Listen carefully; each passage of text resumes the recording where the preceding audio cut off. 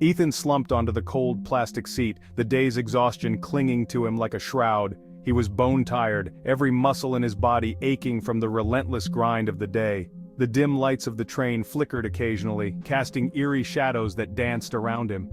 His eyelids felt heavy as lead, each blink a battle against the overwhelming urge to sleep.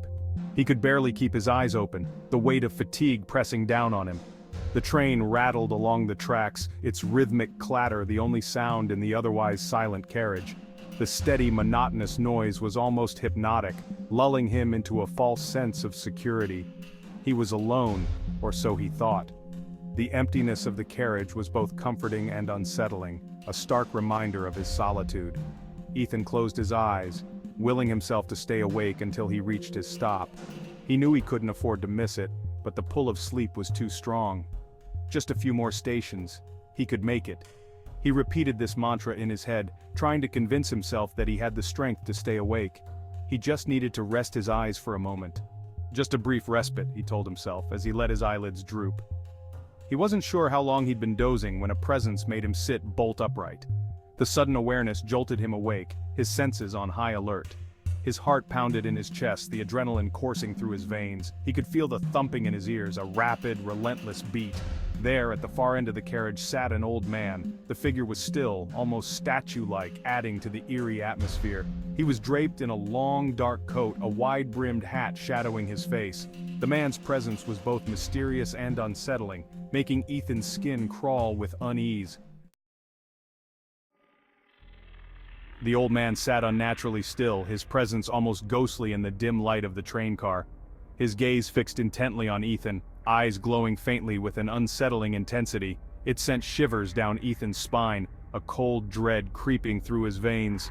He tried to shake off the uneasy feeling, taking deep breaths to calm his racing heart.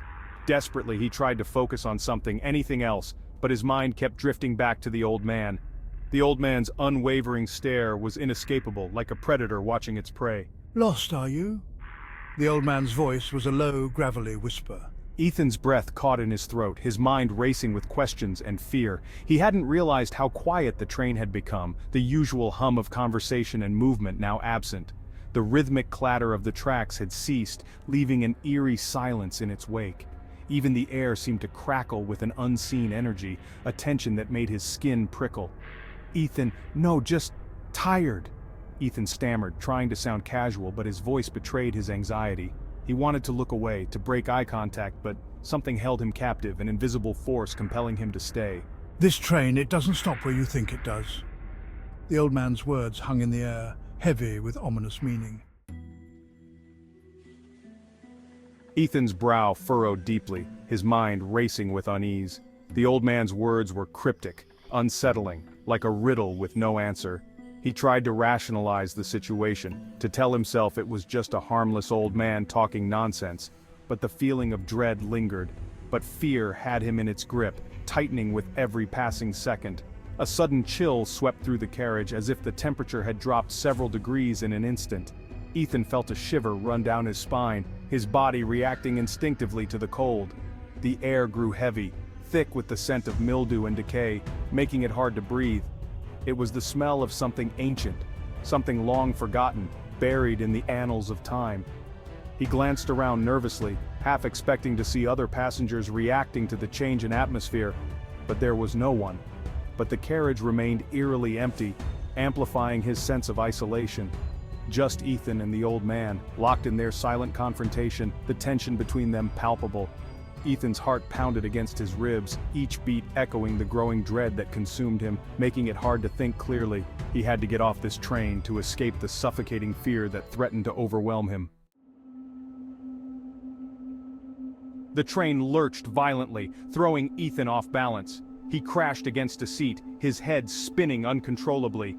He scrambled to his feet, his eyes frantically searching for an escape route, but there was nowhere to go. He was trapped. The speaker crackled to life, the voice distorted and otherworldly. "Next stop," it announced, each word dripping with malice. "Nowhere." Ethan's blood ran cold.